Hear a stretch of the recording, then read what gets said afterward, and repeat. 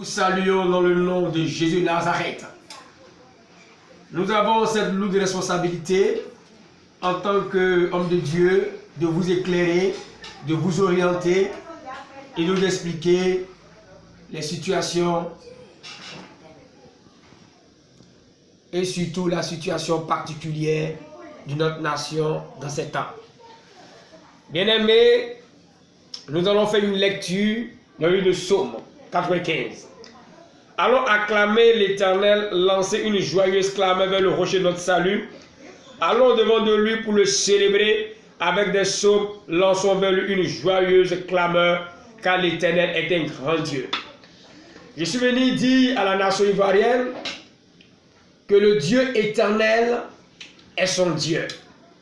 Le Dieu de toute éternité qui ne meurt pas, mais qui vit pour des siècles et des siècles est son Dieu. Le Dieu créateur de la terre, des eaux est son Dieu. Je suis venu parler au cœur de cette nation pour que l'Ivoirien et l'étranger vivant sur la terre ivoirienne prennent conscience de qui est le Dieu de la Côte d'Ivoire. Pourquoi je dis que l'Éternel est le Dieu de cette nation? Parce que Dieu a fait de nombreuses révélations à ses serviteurs au sujet de la nation. Et comme la Bible dit que si la nation sur laquelle est invoqué mon nom s'humilie, vous voyez, le nom de l'Éternel est invoqué sur la Côte d'Ivoire. C'est pourquoi l'Éternel prête une attention particulière à la nation. Et c'est pourquoi l'Éternel dévoile ce qu'il veut faire pour la nation. À la vérité, beaucoup sont inquiets. Beaucoup sont dans un trou général. Mais j'aimerais vous dire quelque chose. Dieu est à l'œuvre. J'appelle chacun à la sérénité. Peuple de Côte d'Ivoire, je vous appelle à la sérénité. Je vous appelle à vous approprier ce psaume 95. Psaume 95. Pourquoi? Parce qu'au lieu de la grande tristesse, la nation de Côte d'Ivoire va passer à ce qu'on appelle à une délivrance totale. L'Éternel va faire venir un vent. Mais un vent pour qui? Je ne le sais. Mais ce qui est certain, ce que je sais, un vent soufflera sur la nation. Mais ce vent va débarrasser cette nation, tout ce qui n'est pas à sa gloire spirituellement, tout ce qui n'est pas à sa gloire en idéologie, tout ce qui n'est pas à sa gloire qui a été installé comme immoralité. Quelque chose de fort va se produire dans la nation.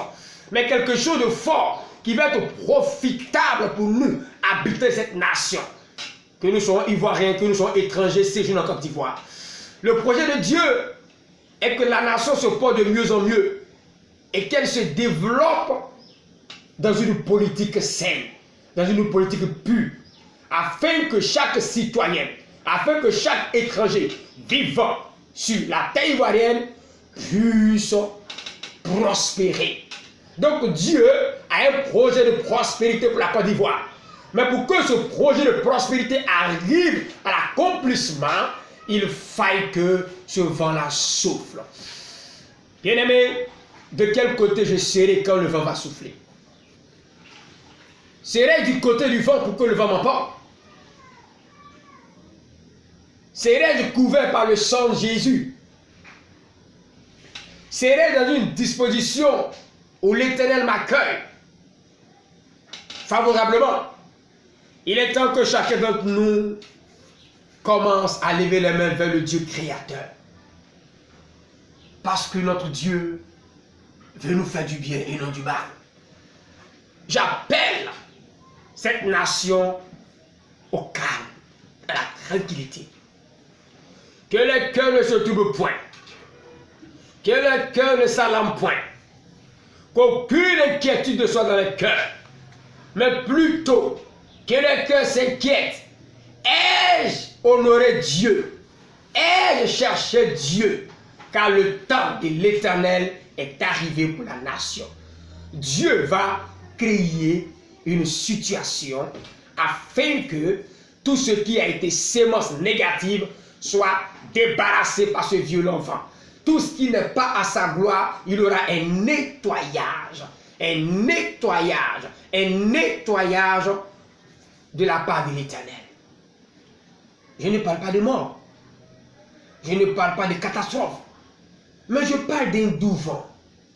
Mais d'un vent où la main de l'Éternel est dedans, d'un vent qui viendra pour séparer ce qui est bon de ce qui est mauvais, ce qui est pervers de ce qui est pur. Bien-aimé, il est temps que je m'interroge. Ai-je fait ce que Dieu veut? Ne suis-je pas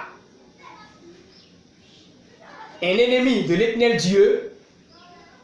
Ne suis-je pas celui qui peut être associé à une sorte de méchanceté? Bien-aimé, j'appelle chacun à comprendre quand le temps de Dieu est arrivé. La nation de Côte d'Ivoire ne doit plus s'inquiéter, mais elle doit plutôt acclamer l'Éternel, à s'approprier ce psaume 95. Au lieu de la tristesse, nous devons dire: Seigneur, nous te bénissons, Seigneur, nous t'adorons, Seigneur, nous te magnifions, parce que depuis un certain temps, tu nous as montré ta gloire, tu nous as montré ton immense force. Beaucoup se diront que je suis une fou. Beaucoup se diront: mais cet homme de Dieu ne voit-il pas la réalité? Au-delà de tout ce qu'on peut concevoir actuellement, au-delà de tout ce qu'on peut penser, au-delà de tout ce qu'on peut entendre, je suis venu vous dire que le temps de l'Éternel Dieu pour la délivrance totale et la stabilité de cette nation est arrivé. C'est un décret qui est signé dans les cieux et qui va s'accomplir. Côte d'Ivoire, je suis venu te dire que ton cœur ne soit pas troublé, mais plutôt lève-toi et chante des cantiques de joie, car le soleil de l'Éternel s'élève sur toi. Car la main de l'Éternel vient et te délivre de l'oppression. La main de l'Éternel vient et te délivre de ce qui n'est pas à sa gloire. Ton Dieu te positionne et ton Dieu va t'amener très loin. Ton Dieu va t'élever. C'est le moment de chercher l'Éternel.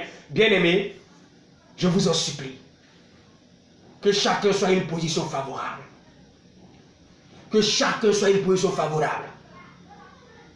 Le grand de mes désirs, en tant que serviteur de l'Éternel, en tant que prophète de l'Éternel, c'est que chacun cherche le chemin de Jésus-Christ de Nazareth. Seigneur des seigneurs, roi des rois,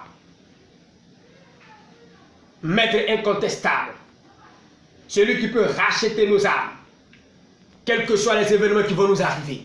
Mais ce qui est certain, que les cœurs ne se trouvent point.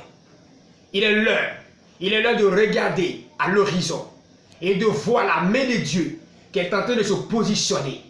Il est temps que notre peuple comprenne que le Dieu d'Israël, le Dieu des Hébreux, le Dieu Alpha et Oméga, le Dieu qui a fait des choses remarquables depuis des siècles et des siècles, le Dieu qui sauva Abraham, le Dieu qui sauva Jacob, le Dieu qui sauva Isaïe, le Dieu qui sauva de nombreux grands serviteurs. Ce Dieu a porté son regard favorable sur la Côte d'Ivoire. Côte d'Ivoire, sois tranquille, car ton Dieu s'élève, car ton Dieu combat pour toi, car ton Dieu ouvre un chemin, mais un chemin grand, un chemin de liberté totale. Je parle d'une liberté totale.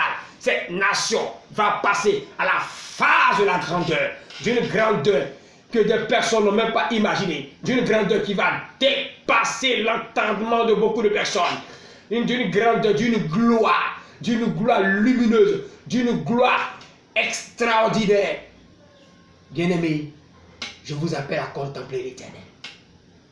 Je vous appelle à le célébrer, car de la souffrance, il nous amène à l'état heureux. De la prison, il nous amène à la liberté. De l'esclavage, il nous ouvre une porte de délivrance. Côte d'Ivoire, ton heure de gloire est arrivée. Nation de Côte d'Ivoire, ton heure de gloire est arrivée. Nation du peuple où habitent les Ivoiriens, ton temps est arrivé. Un temps favorable pour toi. Un temps où tu ne parleras plus de troubles.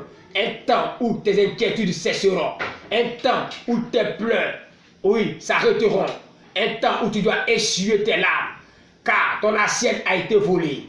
Car ton assiette dans laquelle tu mangeais a été volée. Regarde quelque chose, ton Dieu part pour récupérer ton abondance et pour t'amener. La satisfaction sera à ton comble. Tu mangeras, tu fêteras, tu danseras et ton développement sera favorable.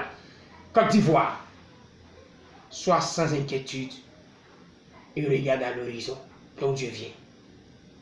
Amen.